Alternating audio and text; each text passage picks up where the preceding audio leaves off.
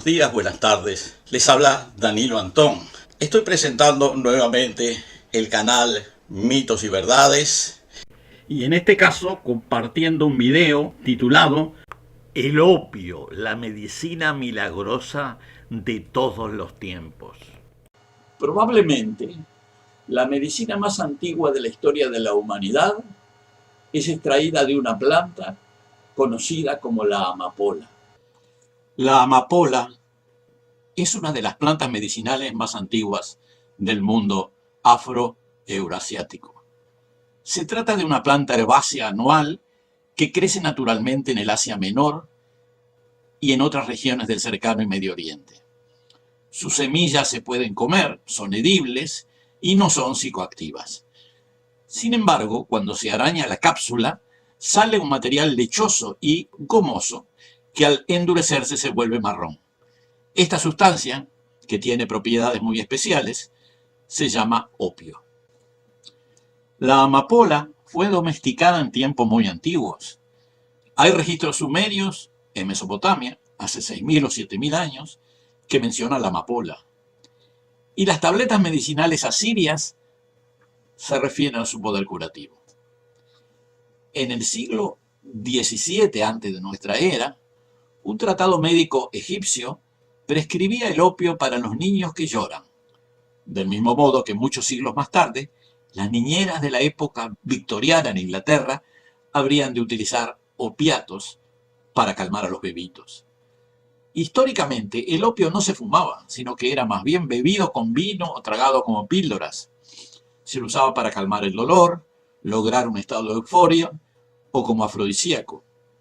En Creta antigua se plantaba la amapola desde tiempos minoicos, tercer y segundo milenio antes de la era común. Existen jarras de cerámica del año 1500 antes de la era común, provenientes de Chipre, que muestran incisiones estilizadas con las formas de las cápsulas de amapola. También se han encontrado pipas de marfil del siglo XII antes de nuestra era en un templo de esta misma isla, que según se piensa eran utilizadas para inhalar los vapores del opio. Uno de los pocos ejemplos de pipas de fumar de que se tiene noticia en el Mediterráneo. Estos sí, anteriores a la expansión europea en América. La deidad femenina griega Deméter, la diosa madre, era al mismo tiempo diosa de los granos y de las amapolas y se la utilizaba como principal medicina en los templos de Esculapio que había en la Grecia antigua. En Grecia y Roma, el opio era habitualmente administrado como calmante del dolor. Con ese fin era recomendado por los fundadores de la medicina europea, Hipócrates, aproximadamente en el año 400 antes de nuestra era, Dioscórides y Galeno, que vivió en el segundo siglo de nuestra era. Se piensa que la poción que preparaba Helena de Troya en la Odisea de Homero, para acallar el dolor y la pena y traer olvido a cada malestar, estaba preparada en base al opio de amapola. Del mismo modo hay quien sostiene que el vinagre mezclado con hiel, que se ofreció a Cristo en la cruz, Evangelio de Mateo 27-34, también contenía esa sustancia. Es sintomático que en el antiguo idioma hebreo la palabra utilizada para designar la hiel, rosh, se usaba también para denominar el opio. A partir de los siglos 7 y 8, la medicina del opio también formó parte de la civilización islámica. Los comerciantes árabes difundieron el opio en Persia, la India, el país malayo y probablemente lo llevaron hasta China. En el año 1530, el médico suizo-alemán Paracelsus desarrolló un nuevo tipo de medicina que, en cierto modo, integró las prácticas clásicas y medievales. Paracelsus era un admirador de los poderes del opio, al que llamaba la piedra de la inmortalidad, que siempre transportaba en el pomo de la silla de montar. El medicamento basado en el opio que tuvo más trascendencia fue la tintura de láudano, que se prepara disolviendo opio en alcohol. Esta receta de Paracelsus tuvo éxito singular, difundiéndose rápidamente en todo el continente europeo. Durante más de 3 siglos, el láudano fue la medicina que no podía faltar en ningún botiquín médico. Su consumo se extendió a las clases acaudaladas en todos los estados del continente, a los clubes de sociedad de Londres y París y a las altas esferas políticas y militares.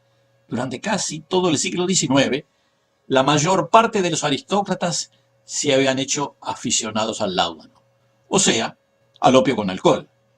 El avance musulmán llevó el consumo del opio hasta la India. El tiempo habría de terminar siendo el mayor productor mundial de amapola. En los siglos XVII y XVIII, los monarcas mogules le daban opio a los soldados, y el propio emperador Shah Jahan, constructor del Taj Mahal, bebía opio en su vino. Todavía hoy en ese país, los trabajadores de la construcción y los peones agrícolas se introducen una pequeña pelota de opio en la boca, ingiriéndola con su té. En el subcontinente hindú, el consumo del opio nunca alcanzó la dimensión social que luego habría de alcanzar en China, sobre todo durante el siglo XIX. Cuando se independizaron los Estados Unidos, el Reino Unido perdió el control del comercio del tabaco.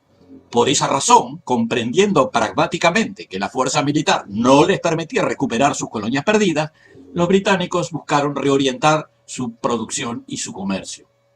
Para ello contaban con sus nuevas colonias de la India.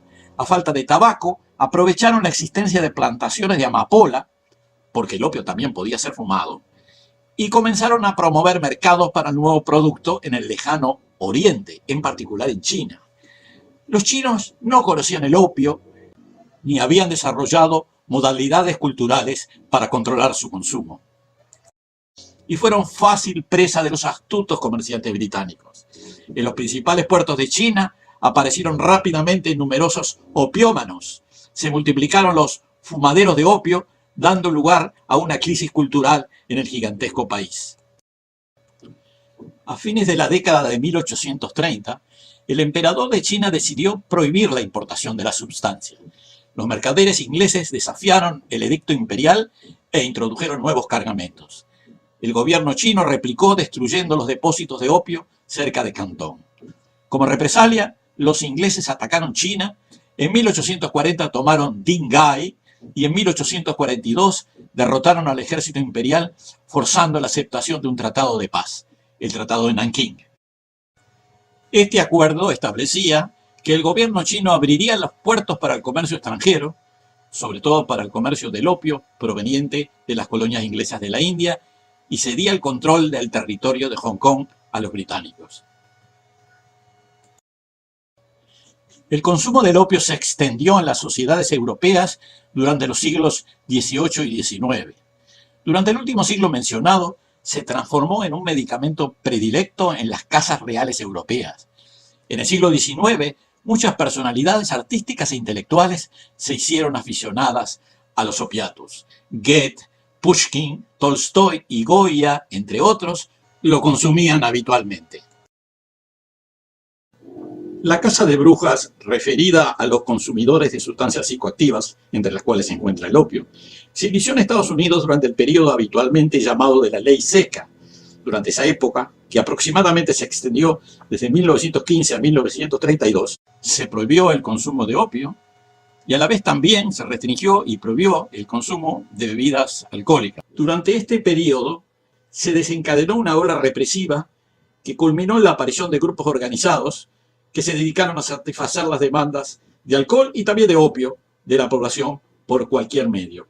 Estas bandas mantuvieron al propio Estado en jaque por varios años, hasta que la prohibición de consumo de bebidas y comercialización de bebidas fue derogada.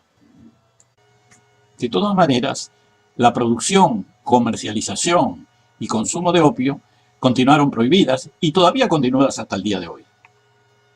Sin preocuparse demasiado de todas las críticas y denuncias al opio y sus productos adictivos, las grandes compañías farmacéuticas continuaban y continúan sacando suculentas ganancias de sus plantíos de amapola, que a pesar de todos los estereotipos y la propaganda negativa, están autorizados, legitimados y promovidos por el comercio y las instituciones internacionales. Dos de las principales plantas procesadoras de opio del mundo están en la India, en las ciudades de Ghazipur y Nimaj.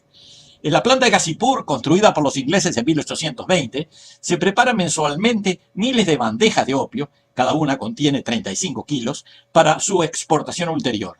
La India suministra cerca de los 2/3 de todos los opiatos requeridos anualmente en las transnacionales farmacéuticas. Las plantaciones de la India están rígidamente controladas. En ellas los trabajadores deben bañarse antes de retirarse del lugar de trabajo para que no se les pegue al cuerpo ni un microgramo de opio. Las normas de seguridad de estos establecimientos son análogas a las que se aprecian en los sitios militares donde se almacenan ojivas nucleares o en los yacimientos de diamantes de Sudáfrica. En Tasmania, la amapola se cultiva en enormes plantaciones computarizadas, con variedades de amapola que han sido objeto de manipulaciones genéticas de la más diversa índole, para aumentar su productividad y mejorar las ganancias. En un próximo video continuaremos con este tema.